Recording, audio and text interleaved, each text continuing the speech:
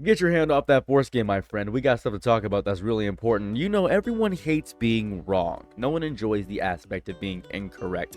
Everybody wants to feel like they're clairvoyant and have this precognition inside of their brain, their mind's eye awakened inside the middle part of their skull, and they're able to figure out the navigations and mazes throughout the world. I know I do. It's something I crave in this lifetime, to be able to see and predict things, even in every social setting, so I can navigate the world. There's a fear among people where they actively change and alter their personality in order to be more correct as time goes on. It's very interesting to see so. And a lot of the time, people don't want to be incorrect simply because, well, it makes them look stupid. But Donald Trump loves stupid people. It's his favorite group of people of all time. Donald Trump said famously, "Well, I don't like smart people. Smart people don't like me." Smart people don't like me, and they don't like what we talk about. And he meant that. He meant that smart people don't like him. Why don't smart people like Donald Trump? Well, I explained why. Very simply, smart people don't like Donald Trump because Donald Trump doesn't know how to be correct. He knows how to be right, but he doesn't know how to be correct. He's always right, but he's never correct. And today, I would like to go through and talk about the Maga turning point of all the Maga influencers and all the Maga people that are turning against him, the Republican, the group, and people that are just not on his side anymore. I would like to more so point to this truth post. He posted this around April 9th, 2026, but this is very indicative of how he operates and how often he goes on these tirades and talks so fervently about things. So I want to reanalyze this tweet to really go around it. So I know why Tucker Carlson, Megyn Kelly, Candace Owens, and Alex Jones. Now, you may not know who Tucker Carlson or Megyn Kelly is, but Candace Owens, who is by far definition the whitest woman on earth, who is a black woman, and then Alex Jones, who is a wild conspiracy theorist, were for Trump. They were saying, oh, hold up a second, these people are the greatest Trump supporters of all time. Their influencers who pushed him over and over again have all been fighting me for years, is what he says. That's not true. Candace Owens, Megyn Kelly, Tucker Carlson, and Alex Jones are big reasons why Trump got elected. They care about him a lot, especially by the fact they think that it is wonderful for Iran, the #1 state sponsor of terror, to have a nuclear weapon. They don't think that. Trump is putting out falsehood, misinformation, and lies on his very personalized social media site that everyone can access. Because they have one thing in common: low IQs. They're stupid people, they know it, their family know it, and everyone knows it too. Immediately going to insults upon anybody that disagrees with them. This is the common Trump strategy. This is very common for Donald Trump to see somebody that disagrees with him, call them stupid, insult them, tear them apart, and have everybody else just agree and say, yeah, let's dogpile this guy. Let's call this person stupid. I'm not sure if this is the way the world should operate, but it is how America has always operated. Now, you may think this is different. You may think this is strange, but we love inflammatory drama. We love anger. We love Jersey Shore. We love the Keeping Up with the Kardashians. We love the caricature nature of how drama TV and dramatization actively influences and shapes us as humans. That's what we are. Look at their past. Look at their record. They don't have what it takes, and they never did. Immediately insulting them in that way.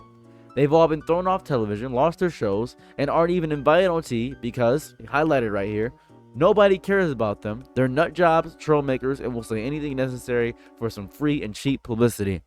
Donald Trump, that is you. You are critiquing yourself. This is such deep, wild hypocrisy to see this man do. Now they think they get some clicks because they have third-rate podcasts, but nobody's talking about them, and their views are the opposite of Maga. Well, Maga was making America great again. Alex Jones cares about America a lot. That's why he speaks so fervently about the fantastical nature of his conspiracy theories. And I hate Alex Jones. Horrible human being. Candace Owens cares about America a lot. Cares about America so much that she foregone her blackness in totality because she doesn't like black people at all. She just says, yeah, black people are anti-American. Megyn Kelly and Tucker Carlson all the same. It's strange to see this kind of nature and vitriol from Donald Trump, where he just disavows people simply for disagreeing with him. And then he says, or I wouldn't have won the presidential election in a landslide. MAGA agrees with me and just gave CNN a 100% approval rating of Trump. I don't know where that came from. I don't know. That is not true. Not ham-flailing fools like Tucker Carlson who couldn't even finish college. He was a broken man when he got fired from Fox, and he's never been the same. Perhaps he should see a good psychiatrist. Or Megyn Kelly, who nastily asked me the now famous only Rosie O'Donnell question. Or crazy Candace Owens, who accused the highly respected First Lady of France of being a man? I'm sorry, didn't you accuse, I don't know, who was it? Oh yeah, Barack Obama's wife of being a man. Wasn't that you constantly doing that and constantly saying, hey, I don't know much about Obama, but his wife's a man. Don't you remember saying that? Maybe you don't remember saying that. Who knows? Even if you bring up clips of you saying stuff, no one cares because it doesn't matter because you didn't mean it or you were just a troll in that situation. Doesn't really matter. Really insane. When she's not, he says, and will hopefully win lots of money in the ongoing lawsuit. Actually, to me, the First Lady of France is a far more beautiful woman than Candace, which is strange to say. No one asked for your vote of confidence, Donald Trump. No one asked for that. No one asked you to just insult somebody. Also, to anybody that doesn't know this, insulting another person to compliment somebody is disgusting. Just want to point that out. I don't know if you know that about compliments. If you say, oh no, she's not prettier than you, she's ugly compared to you, that's bad. Don't do that. That is horrible. Insulting someone else just to give someone a compliment is an evil thing to do. And then he says, in fact, it's not even close. Or bankrupt Alex Jones, who says some of the dumbest things and lost the entire fortune, as he should have, for his horrendous attack on the families of the Sandy Hook shooting victims, ridiculously claiming it was a hoax. Donald Trump, that is your favorite word to call things a hoax. These so-called pundits are losers, and they always will be now. Fake news CEN. The failing New York Times and all other radical left news organizations are hailing them and giving them positive press for the first time in their lives. They're not MAGA, they're losers. They're just trying to latch onto MAGA. As president, I could get them on my side anytime I want to, but when they call, I don't return their calls because I'm too busy on world and country affairs, and after a few times, they go nasty, just like Marjorie Trader Brown. But I no longer care about that stuff. You made one of the longest posts I've ever seen saying you don't care about this stuff. It's insane. Not caring would be not commenting and not giving this your undivided attention, because this is deeply your undivided attention. I only care about doing right for our country. MAGA is about winning and strength and not allowing Iran to have nuclear weapons. MAGA is about making America great again, and these people have no idea how to do that. But I do, because the United States is now the hottest country anywhere in the world. President Donald J. Trump. I feel as though the power of repetition, the deep power of repetition, is a powerful tool to use to the American public. For instance, 877 cash now, call JG Wentworth. 877 cash now, mesothelioma, Steven Johnson syndrome.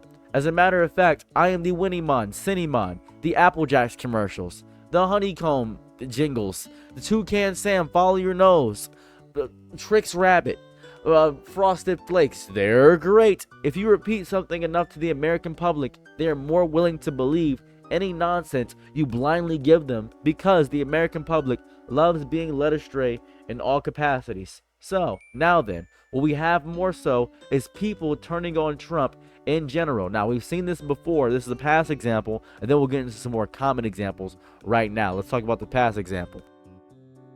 Huge MAGA fan realize over time that Donald Trump's big ugly bill actually hurts him and his family. This was him before the bill got signed into law.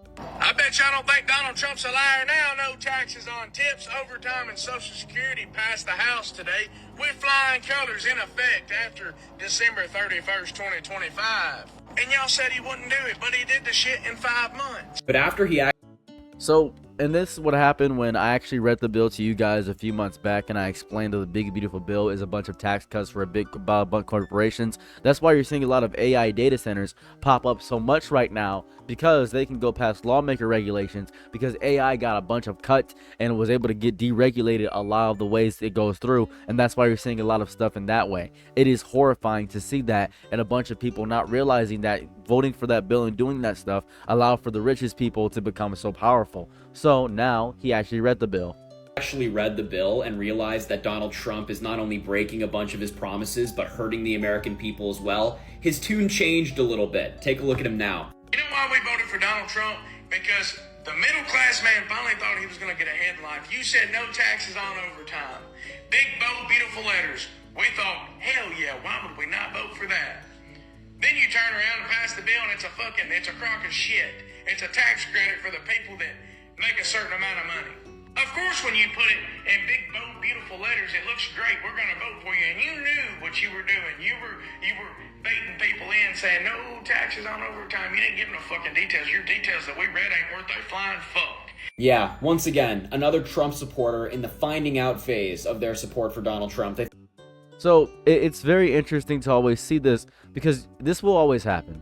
This will never be a new phenomenon, a new phenom, where people will continually discover that Donald Trump isn't the greatest president of all time. I'm a little bit confused. I thought Donald Trump was one of the greatest presidents of all time. Why is he so evil and nasty and vitriolic? I don't grasp it. But somebody is constantly saying that they're never wrong. What do you think?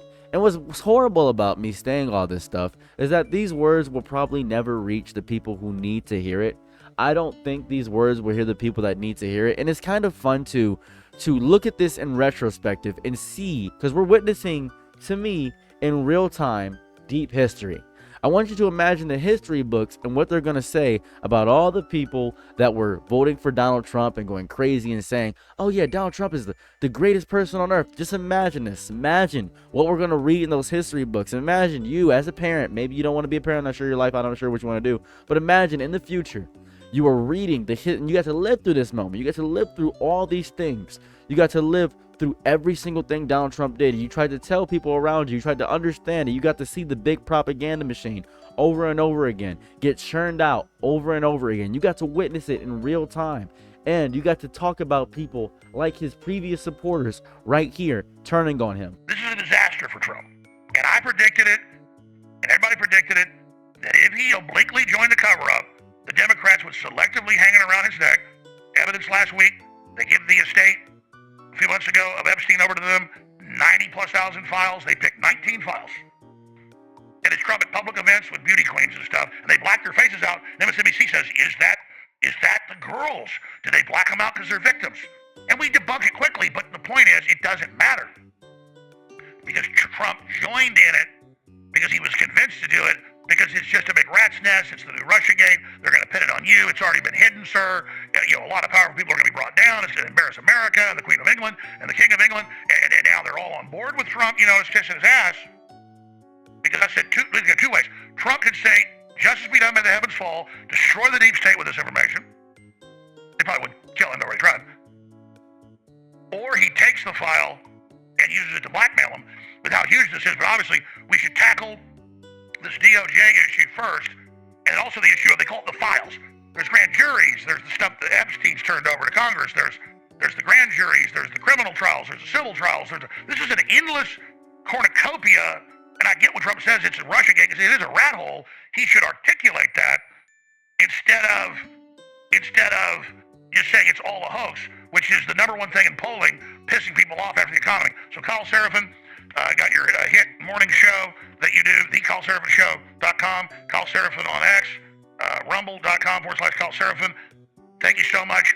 Let's get right down into Epstein. So it's a lot of rambling from Alex Jones about trying to more so justify and understand what Trump is doing, and that's what a lot of people does. They try to say that he's doing something we can't understand yet because he has such a high level IQ. And I hate to bring up Nick Fuentes, but Nick Fuentes saying stuff like this is concerning. This has to be the breaking point. This is the breaking point for the GOP coalition. You buried the Epstein files. There is no border wall. You didn't deliver on mass deportations. You cut corporate tax rates for the rich by cutting Medicaid again. And this isn't new information. He's been saying he was going to do this for quite some time if you look at the devil in the details. But we are in a state where people love to sensationalize information that we get in order to make their own point seem more correct, better, make their point seem to be the best point to ever exist. It's so strange to see so many people just fall for very obvious traps, but that's propaganda. The people that think they're most resistant to propaganda are the ones that are often the most easy to fall for propaganda. No infrastructure bill, no middle class tax cuts. You got to refund the tariffs. And now we're in a regime change war with Iran. That's the breaking point. I'm out. I'm done. I am off the Trump train. I am not voting in 26. If Rubio or Vance are on the ticket in any form in 28, I'm voting for a Democrat. So Nick Fuentes pretty much kind of says whatever he has to in order to get inflammatory comments out there. I don't trust Nick Fuentes, but to see a lot of people just go against Trump over and over again, to see that, just to see people booing him at the recent basketball game. Trump got booed at the basketball game where he decided to get up on there. Now, this is interesting to me because I didn't know what people were talking about. I got a bunch of messages today where Trump was booed. And I was like, whoa, Trump was booed? It was at the Knicks Spurs game. And he's the first president to attend the NBA Finals. He's the first one to ever do it. Now, why is he the first president to attend the NBA Finals?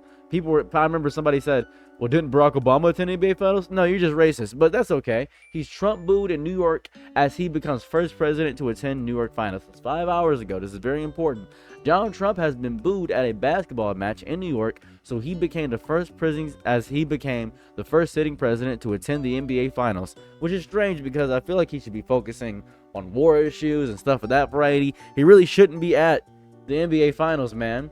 The catcalls came after frustrated ticket holders waited for hours in queues that stretched more than 2 blocks outside Madison Square Garden on Monday due to intense security restrictions that came with the U.S.'s president's appearance. He shouldn't have popped up.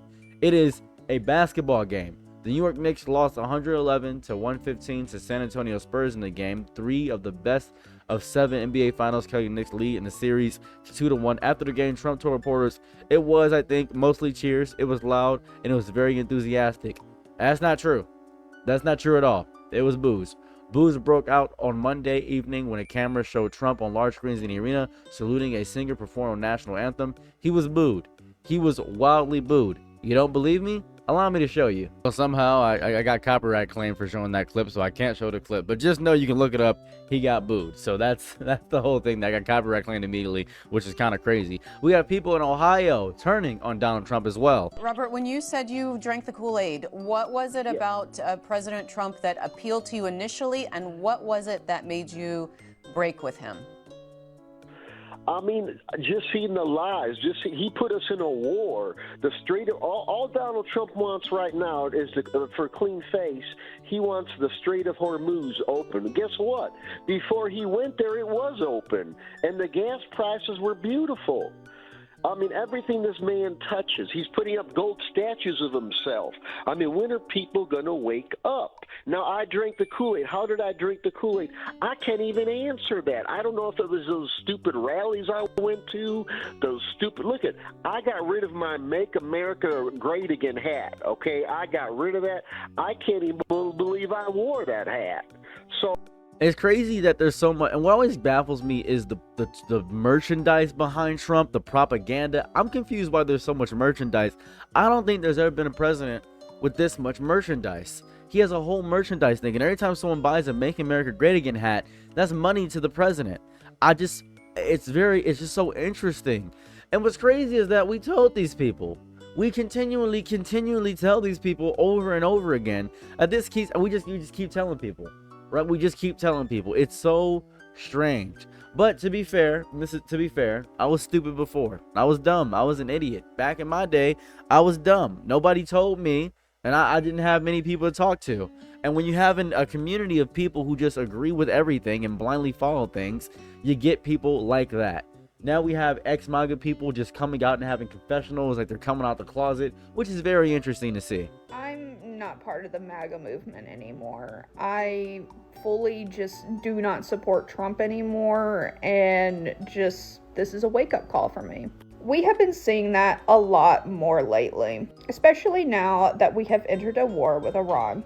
I think people are, and this is the only way you can get somebody to understand that is going to affect them, is that it has to affect them. I know it sounds stupid to say that. It has to affect them first. For instance, you could tell a child, don't put your hand on the stove, it's hot, but the child will put their hands on the stove and then they will get burnt. We are watching all these children get burnt on the stove. And despite these creators saying that they are putting forth the effort to deconstruct their values, they are also extremely upset that we are still holding them critical of their previous actions. And that is because change is only considered growth if that growth is actually being reflected. If it's not, then that's not growth, that's just manipulation. And we should be questioning you if you have actually deconstructed those values, or are you just going to vote for someone else that is extremely similar to Donald Trump? Are you going to continue to vote for a representative that have extremely harmful policies that harm marginalized groups and communities? Your word can only do so much. We want to see actions that actually back up those words. It's so wild to see so many people just kind of just going nuts against Trump. And it's so wild and wacky to see, because I don't understand a lot of people's initial love, right? After the first term, maybe in the first term you just wanted something different. I can grasp that, right? Maybe you were saying, oh, everything else didn't work, but I think it's because people don't have the ability to question. I think my least favorite statement that I had growing up was curiosity killed the cat. I hate that because it functions as a deterrent for so many people. Well, curiosity killed the cat, but I got 9 lives, right? I'm a cat, I got 9 lives. Because questions to me are the engine of growth. They help you. The moment you stop asking why, how, and who benefits, you hand your ability to think over to someone else. Every single advancement in human history started with a person refusing to accept the world exactly as it was presented. Curiosity built civilizations. It discovered medicine. It mapped the stars. It challenged kings. No kings, remember? A person who never asks questions will always become trapped inside of whatever story they were handed from the beginning. Vulnerable to every slogan, every rumor, every charismatic speaker who promises certainly. When you refuse to engage with the world around you, your entire state, the permanent state you walk through, will become confusion. You never develop the tools needed to navigate complexity. You have to build these tools from the ground up. I think the biggest problem with the modern politics that we have today is that too many people have decided questioning is a form of betrayal. You see this mentality everywhere. Loyalty first. America first. Think of that for a moment. One nation under God. And Christianity is a religion that heavily, and I do mean heavily, functions on the aspect of, and I mean this with my whole chest, not asking questions. Have faith. Understanding will come second. Once people adopt that mindset, every time you have evidence, well, evidence in itself will become optional. Who cares about evidence when you got faith? Every fact, every single fact, 2 + 2 can become deeply negotiable. There are no contradictions in any capacity. The goal will shift from discovering truth to more so defending a team. When your identity becomes tied to a movement, every question that goes against that feels dangerous. You see this a lot with Christians. A question might uncover something uncomfortable. That is how people become easy to manipulate. They stop investigating. They start repeating. They get trapped. Blind devotion scares me more than ignorance, right? Ignorance can be fixed with information. Little fact about me, when I was younger, when I just started getting into politics, all I had was Fox News. Reason the only thing I had was Fox News because everybody around me and my family was very, very conservative because they were churchgoers. So they watched Fox News. So my only stint in politics, period, was Fox News. I didn't know about anything else. So in the very first election that I could possibly vote for, I voted for Donald Trump. Dumbest decision of my life. Idiotic. Dumb. Don't know why I did it. Simply because I was listening to people around me because it's all I knew. They say, yeah, Trump is amazing. He's going to fix everything. He's funny. He's going to be like WWE in America. I said, I love WWE. Wow, I love Attitude Era. This is great. Only to discover that the entire world was going to get flipped upside down because of Donald Trump. Ruined everything. Now, my one vote didn't do anything, but me being ignorant did stuff. But it got fixed with information because not too long after that, I was immediately regretful. I was so angry with myself. So stupid I was back in the day, but I grew. And that's how people grow. You can insult me as much as you want to about my stupid, ignorant, dumb, ridiculous decision, but that's how people grow. Blind devotion actively, however, rejects information. A person who does not know can learn. That's how children grow. I was a child before I grew and learned. A person who refuses to ask questions has built a wall around their mind. They have decided that the answers already exist. You have to want growth from people.